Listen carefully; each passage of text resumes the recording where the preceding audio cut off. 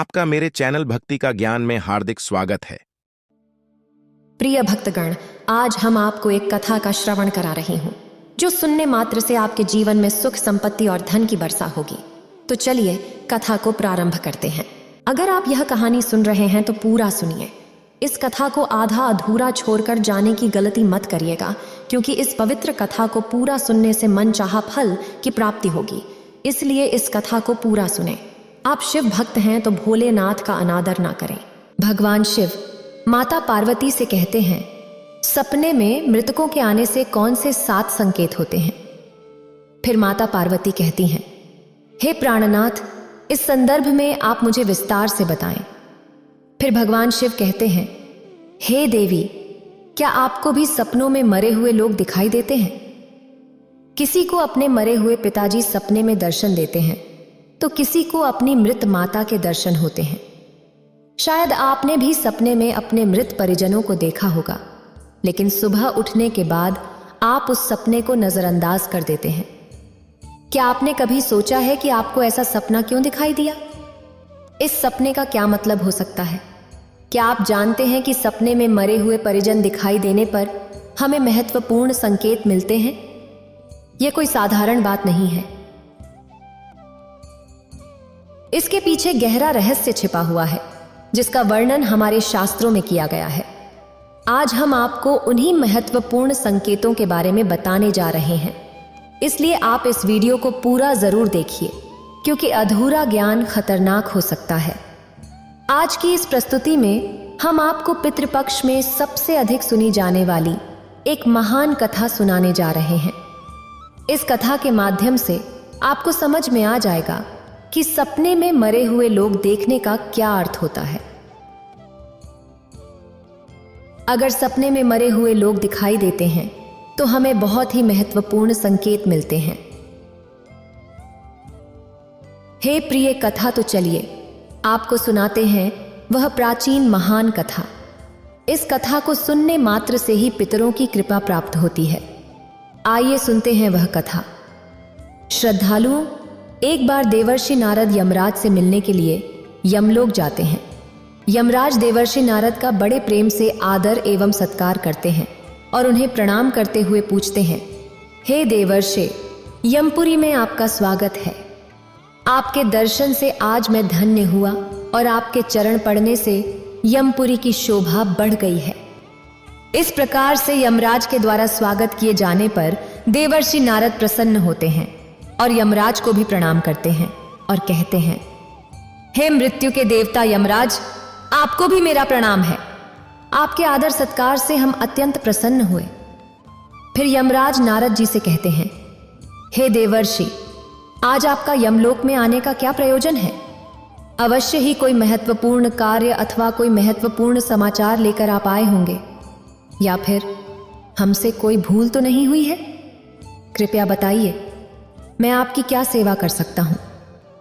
तब देवर्षि नारद कहते हैं, हे धर्मराज, आप तो मृत्यु और न्याय के देवता हैं। आप तीनों लोकों के सभी जीवित और मृत प्राणियों का लेखा जोखा रखते हैं। आपको समस्त चराचर के भूत और भविष्य का भी ज्ञान है। इसीलिए मैं आपके पास कुछ शंका लेकर आया हूं, जिसे दूर करने की कृपा करें। फिर यमराज कहते हैं, हे देवर्षि, आप सत्य कह रहे हैं। हम तीनों लोकों में निवास करने वाले सभी जीवित और मृत प्राणियों का लेखा जोखा अवश्य रखते हैं, किंतु आपके मन की बात जानना हमारे बस का नहीं है। आप तो तीनों लोकों की खबर रखते हैं। आप भगवान विष्णु के सबसे प्रिय भक्त हैं।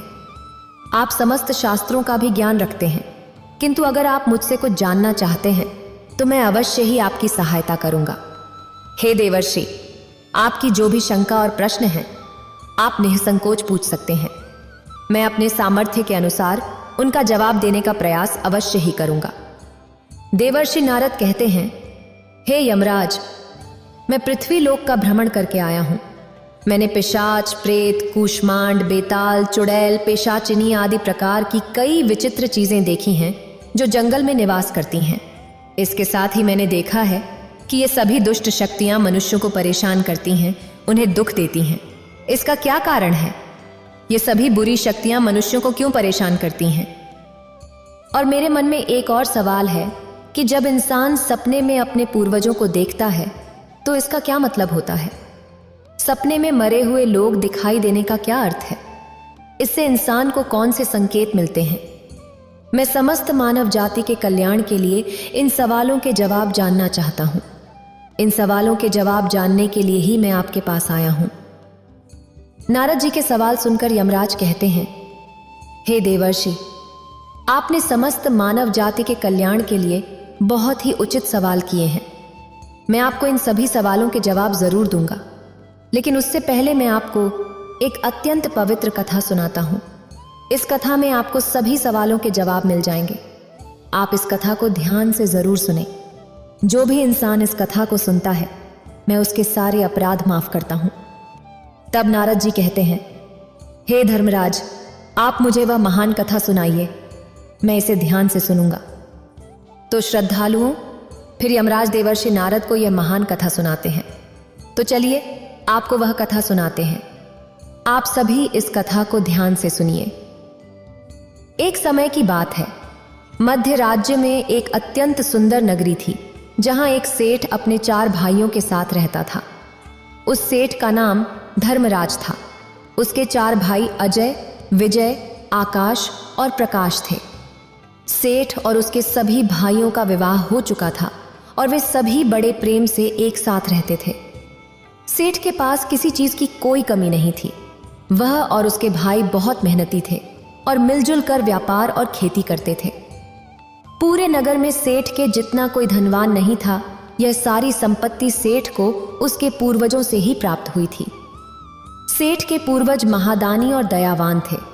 वे सभी दान, धर्म तथा अनेक प्रकार के यज्ञ, हवन आदि धार्मिक कार्य किया करते थे।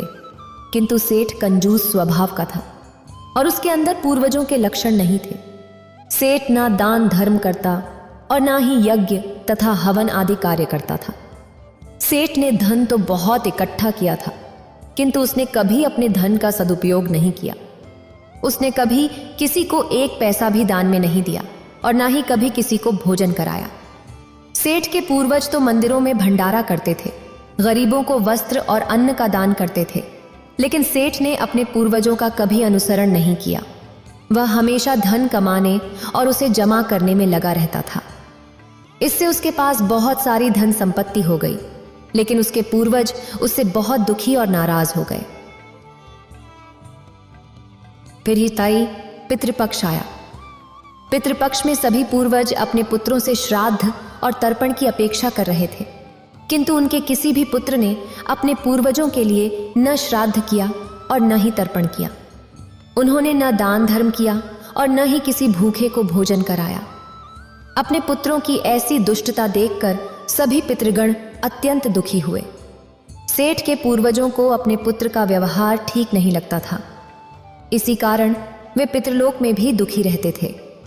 धन कमाने के लालच में सेठ इतना उन्मत्त हो गया कि वह अपने पूर्वजों को भी भूल गया और उसने अपने पूर्वजों का श्राद्ध और तर्पण आदि कार्य करना भी बंद कर दिया, जिससे उनके पूर्वजों की आत्मा की तृप्ति नहीं होती थी। वे अपने पुत्र के ऐसे व्यवहार से दुखी रहने लगे। फिर एक दिन सेठ के पूर्वज चर्चा करते हैं। वे एक दूसरे से कहने लगते हैं, हमारा बड़ा ही दुर्भाग्य है कि हमारे कुल में इतने स्वार्थी और लालची पुत्र का जन्म हुआ है। हमारे पुत्र नायले कनियेचेनी हमारे लिए श्राद्ध करते हैं और न ही दान धर्म करते हैं। हमारे पुत्रों के कुकर्मों के कारण हमारा पतन हो रहा है। इस प्रकार विचार करके वे सभी पितृ अपने पुत्रों से मिलने के विषय में सोचने लगते हैं और कहते हैं, हमें यमराज के पास जाना चाहिए। अब वे ही हमारी इस समस्या का समाधान कर सकते हैं। हम सभी यमराज के पास जाकर उनसे हमारे पुत्रों से मिलने की अनुमति मांगेंगे। फिर सभी पितृगण आकाश मार्ग से उड़ते हुए पितृलोक से यमलोक में यमराज के पास जाते हैं।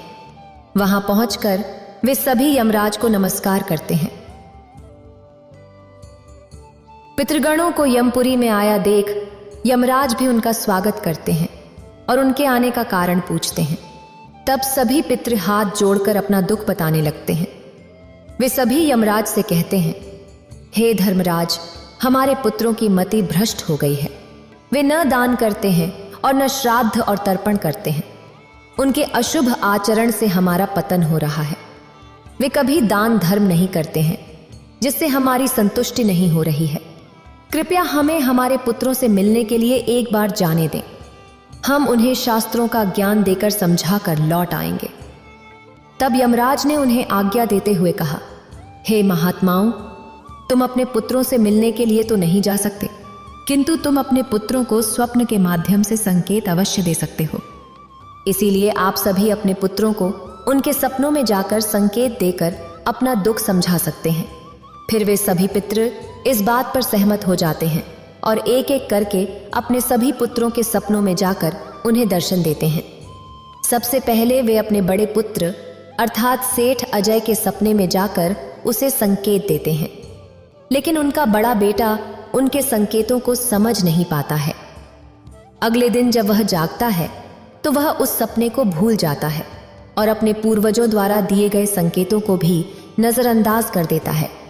इससे सभी पूर्वज फिर से निराश हो जाते हैं और अन्य बेटों के सपनों में जाकर उन्हें भी दर्शन देने लगते हैं और कई प्रकार के संकेत देते हैं, लेकिन बाकी बेटे भी उन संकेतों को अनदेखा कर देते हैं। कोई भी अपने पूर्वजों द्वारा दिए गए संकेतों को समझ नहीं पाता है, जिससे सभी पूर्वज बहुत दुखी और नाराज हो जाते हैं।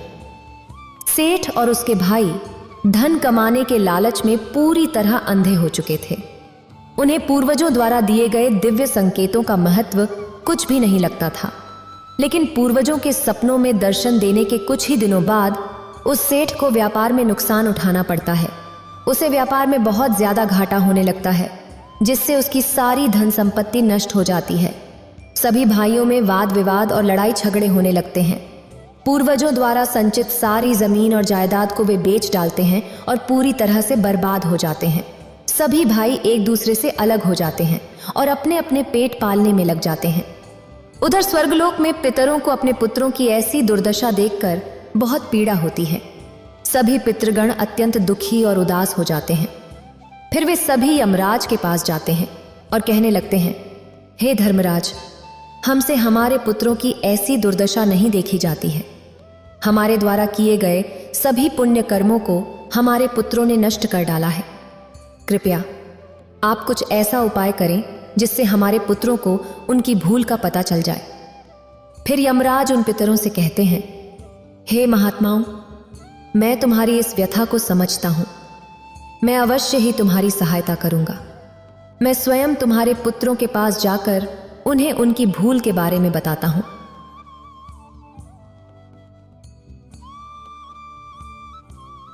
फिर यमराज अपने भैंसे पर सवार होकर पृथ्वी लोक पर आते हैं और उस सेठ के घर की तरफ जाने लगते हैं। जब यमराज सेठ के घर के समीप पहुंच जाते हैं, तभी वे एक साधु का रूप धारण कर लेते हैं। सबसे पहले वे उस सेठ के घर पर जाते हैं तो वह सेठ अत्यंत बीमार पड़ा हुआ होता है। द्वार पर आकर यमराज कहने लगते हैं, भिक्षाम देही, भिक्षाम देही, क्या घर में कोई है? हे माई, तुम्हारे द्वार पर एक साधु आया है जो बहुत दूर से यात्रा करके आया है। कोई हो तो भिक्षा दो, भिक्षाम देही, भिक्षाम देही।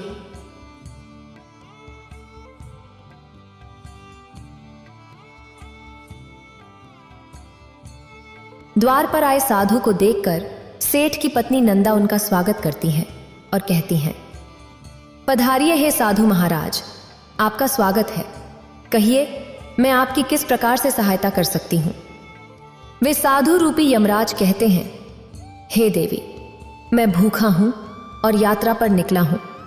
यदि दान में कुछ भोजन मिल जाए तो बड़ी कृपा होगी। फिर सेठ की पत्नी कहती हैं, ठीक है साधु महाराज, आप रुकिए, मैं अभी आपके लिए कुछ भोजन लेकर आती हूं। सेठ की पत्नी के चेहरे पर दुख के भाव देखकर वे साधु रूपी यमराज कहने लगते हैं, हे पुत्री, तुम्हारे मुखमंडल पर दुख दिखाई पड़ रहा है। अगर कोई गोपनीय बात न हो तो मुझे बताओ, तुम्हारे दुख का क्या कारण है? वह स्त्री कहती है, हे साधु महाराज, आप सत्य कह रहे हैं। पहले हम बहुत धनवान और समृद्ध थे। मेरे पति और उनके भाई सभी साथ साथ रहते थे, लेकिन अचानक ही सभी भाइयों में झगड़ा हो गया। अचानक से हमारा सारा व्यापार डूब गया और हम सभी दरिद्र हो गए हैं। यह किस दोष के कारण हुआ है? कृपया आप हमें बताइए। तब साधु कहता है, हे पुत्री, तुम्हारे घर में पितृदोष है, उसी कारण से तुम्हारे पति की यह दशा हुई है। तुम्हारे पति के कर्मों के कारण उनके पूर्वज नाराज हुए हैं। साधु की बात सुनकर वह सेठ वहां आता है और साधु से पूछता है, हे साधु महाराज, कृपया मुझे बताइए, मैंने ऐसा कौन सा पाप किया है जिससे मेरा सब कुछ बर्बाद हो गया है? मेरे भाई भी मुझे छोड़कर चले गए और मैं बीमार पड़ गया। तब साधु कहते हैं, हे पुत्र, तुमने अपने पूर्वजों को नाराज किया है। तुम्हारे पूर्वजों ने जो संपत्ति और पुण्य अर्जित किया था, उसे तुम और तुम्हारे भाइयों ने नष्ट कर दिया। इसी कारण तुम्हारी यह दुर्गति हुई है। तुम लोगों ने अपने पितरों का श्राद्ध और तर्पण नहीं किया। इसी कारण तुम्हारे सभी पूर्वज तुमसे नाराज हो गए हैं।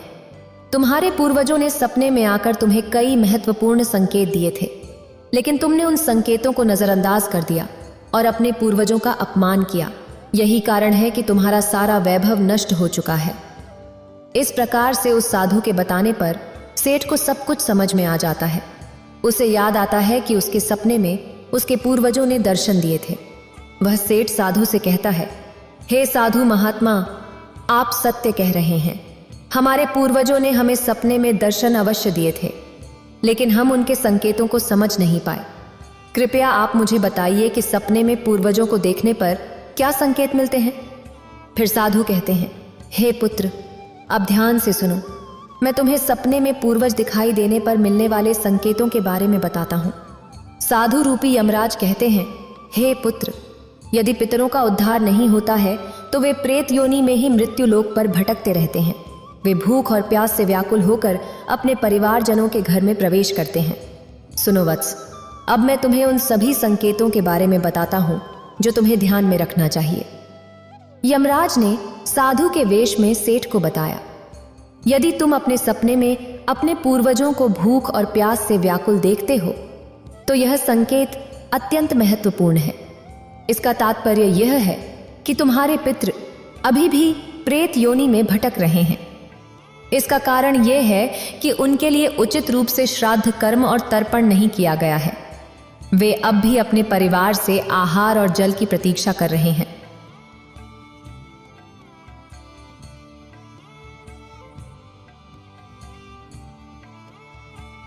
यह स्थिति तब उत्पन्न होती है जब पूर्वजों का तर्पण समय पर नहीं किया जाता या जब श्राद्ध की प्रक्रिया को पूरी श्रद्धा से नहीं निभाया जाता।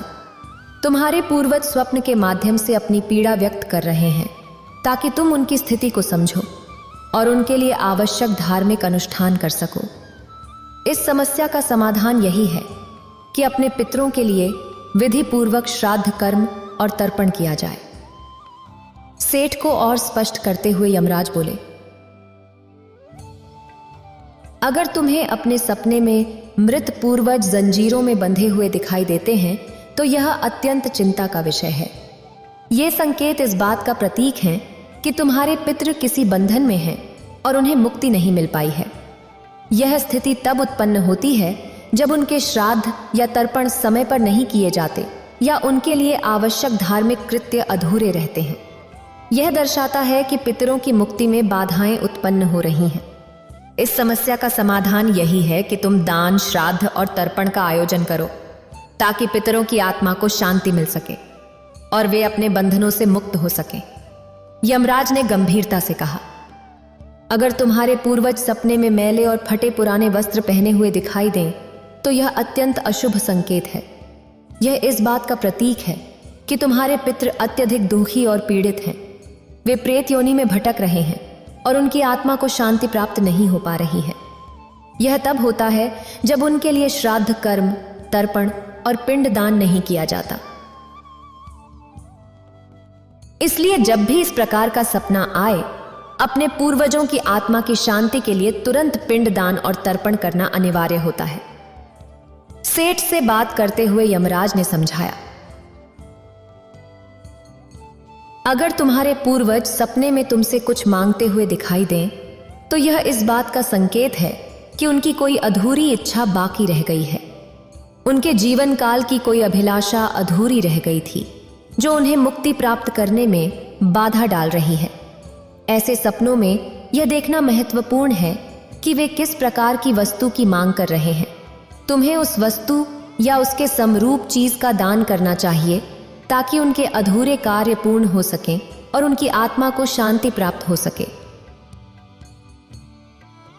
जब उनकी इच्छाएं पूरी हो जाती हैं तो वे प्रेत योनि से मुक्ति पा लेते हैं। यमराज ने सेठ की ओर देखते हुए कहा, यदि सपने में तुम्हारे पूर्वज तुम्हारे सिर पर हाथ फेरते हुए दिखाई दें तो यह अत्यंत शुभ संकेत होता है। इसका अर्थ यह है कि तुम्हारे पूर्वज तुमसे अत्यधिक प्रसन्न हैं और तुम्हें अपना आशीर्वाद दे रहे हैं। ऐसे सपने इस बात का प्रतीक होते हैं कि तुम्हारे जीवन में कुछ अच्छा होने वाला है और तुम्हारे पूर्वज सदैव तुम्हारे साथ रहकर तुम्हारी रक्षा कर रहे हैं। यह संकेत तुम्हारे पितरों की प्रसन्नता का प्रतीक है जो उनके आशीर्वाद के रूप में प्रकट हो रहा है। यमराज ने समझाया, अगर तुम्हारे पूर्वज सपने में तुम्हारी ओर हाथ बढ़ाते हुए दिखाई दें तो यह बहुत शुभ संकेत है। इसका मतलब है कि तुम्हारे पितृ तुम्हारे प्रयासों से संतुष्ट हैं और तुम्हें जीवन में सफलता मिलेगी। ऐसे सपने यह दर्शाते हैं कि तुम्हारे पितृ तुम्हारे साथ हैं और वे तुम्हारी उन्नति और सफलता के लिए आशीर्वाद दे रहे हैं। इस प्रकार के सपने आने पर तुम्हें यह सुनिश्चित करना चाहिए कि तुम सही मार्ग पर चल रहे हो। यमराज ने चिंतित स्वर में कहा, यदि सपने में तुम्हारे पूर्वज अचानक अदृश्य हो जाते हैं तो यह एक अशुभ संकेत होता है। इसका मतलब है कि तुम्हारे जीवन में कोई संकट आने वाला है और तुम्हें सावधान हो जाना चाहिए। ये सपने इस बात का सूचक हैं कि निकट भविष्य में कोई बड़ी कठिनाई तुम्हारे सामने आ सकती है। ऐसे सपनों से यह सीख मिलती है कि हमें मानसिक और आध्यात्मिक रूप से किसी भी आने वाले कष्ट के लिए तैयार रहना चाहिए। और अधिक गंभीर होते हुए यमराज बोले, अगर सपने में तुम्हारे पूर्वज क्रोधित अवस्था में दिखाई दें तो यह इस बात का संकेत है कि वे तुमसे नाराज हैं। इसका मतलब यह है कि तुम कोई ऐसा काम कर रहे हो जो उन्हें पसंद नहीं है और वे चाहते हैं कि तुम वह काम बंद कर दो। यह एक चेतावनी है कि तुम्हारे कामों में कोई कमी है और तुम्हें अपने रास्ते पर विचार करना चाहिए। ऐसे सपने आने पर तुम्हें अपने कार्यों की समीक्षा करनी चाहिए और सही मार्ग पर चलने की कोशिश करनी चाहिए। यमराज ने दुख भरे स्वर में कहा, अगर तुम अपने सपने में अपने पूर्वजों को रोते हुए देखो तो यह बहुत अशुभ संकेत है। यह इस बात का प्रतीक है कि तुम्हारे जीवन में कोई बड़ा संकट आने वाला है और तुम्हारे पूर्वज उस संकट से बहुत दुखी हैं। ये सपने इस बात की चेतावनी देते हैं कि तुम्हें सतर्क हो जाना चाहिए और ईश्वर की भक्ति में मन लगाना चाहिए ताकि उस संकट से तुम्हारी रक्षा हो सके। यमराज मुस्कुराते हुए बोले, यदि सपने में तुम्हारे पूर्वज स्वस्थ, प्रसन्न और तेजस्वी दिखाई दें तो यह बहुत शुभ संकेत है। इसका मतलब है कि तुम्हारे पितरों को मुक्ति मिल चुकी है और वे तुमसे प्रसन्न हैं। ऐसे सपने इस बात का संकेत होते हैं कि तुम्हारे पितर तुम्हें आशीर्वाद दे रहे हैं और तुम्हारे जीवन में सुख, शांति और समृद्धि आने वाली है। यह संकेत यह दर्शाता है कि तुम सही मार्ग पर हो और तुम्हारे पूर्वज तुम्हारी प्रगति से संतुष्ट हैं। यमराज ने चेतावनी भरे स्वर में कहा, अगर पितृपक्ष के दौरान तुम्हें सपने में घोड़ा, हाथी, बैल या कोई विकृत मनुष्य दिखाई दे तो यह इस बात का संकेत है कि तुम्हारे पितरों की मुक्ति नहीं हुई है और वे अब भी प्रेत योनि में भटक रहे हैं। यह इस बात का भी संकेत है कि वे तुमसे अत्यंत दुखी हैं। ऐसे संकेत मिलने पर तुम्हें तुरंत पितरों की संतुष्टि के लिए दान और श्राद्ध करना चाहिए ताकि उनकी आत्मा को शांति मिल सके। अंत में यमराज बोले, यदि तुम्हें सपने में कोई जानवर जैसे कुत्ता, बैल, गाय या अन्य पशु मनुष्य की तरह बात करते हुए दिखाई दे तो यह अत्यंत विचलित करने वाला संकेत है। इसका अर्थ यह है कि तुम्हारे पितरों की आत्मा को शांति नहीं मिल रही है। यह इस बात का संकेत है कि तुमने उनके लिए आवश्यक धार्मिक कृत्य अधूरे छोड़े हैं। इस स्थिति में तुम्हें तर्पण, पिंडदान या अन्य धार्मिक अनुष्ठान करके अपने पितरों की आत्मा की शांति के लिए प्रार्थना करनी चाहिए। तब वह साधु कहता है, हे पुत्र, यदि तुम्हें भी इस प्रकार के सपने दिखाई पड़े हैं तो तुम्हें अपने पूर्वजों को प्रसन्न करने के लिए दान, धर्म तर्पण, श्राद्ध आदि कर्म करने चाहिए, जिससे तुम्हारे सभी कष्ट दूर होंगे। उस साधु की बात सुनकर उस सेठ को अपनी गलती का एहसास हो जाता है और वह तुरंत ही अपने भाइयों के पास जाता है और उन्हें साधु के द्वारा बताई हुई बात बता देता है। फिर सभी भाइयों को समझ में आ जाता है कि उनके पूर्वज उन्हें सपने में आकर संकेत दे रहे थे। फिर वे सभी भाई मिलकर नदी के तट पर जाते हैं और अपने पूर्वजों के लिए श्राद्ध, तर्पण, दान, धर्म आदि कार्य करते हैं और अपने पितरों को संतुष्ट करते हैं। फिर एक दिन उनके पूर्वज उनके सपने में आकर उन्हें दर्शन देते हैं और उन्हें विभिन्न प्रकार के संकेत मिलते हैं जो सभी शुभ होते हैं। अपने पितरों से शुभ संकेत मिलने पर उन सभी भाइयों का जीवन खुशियों से भर जाता है। उनके सभी रोग और दोष समाप्त हो जाते हैं। वे फिर एकजुट होकर रहने लगते हैं और खूब तरक्की करते हैं। यमराज नारद जी से कहते हैं, हे देवर्षि, जब मनुष्य के पूर्वज संतुष्ट हो जाते हैं तब मनुष्यों को अनेक प्रकार के संकेत प्राप्त होते हैं। अब मैं तुम्हें उन शुभ संकेतों के बारे में बताता हूं। यदि सपने में मृत परिजन सिर पर हाथ फेरते हुए दिखाई देते हैं, इस सपने का मतलब है कि वे बहुत खुश हैं।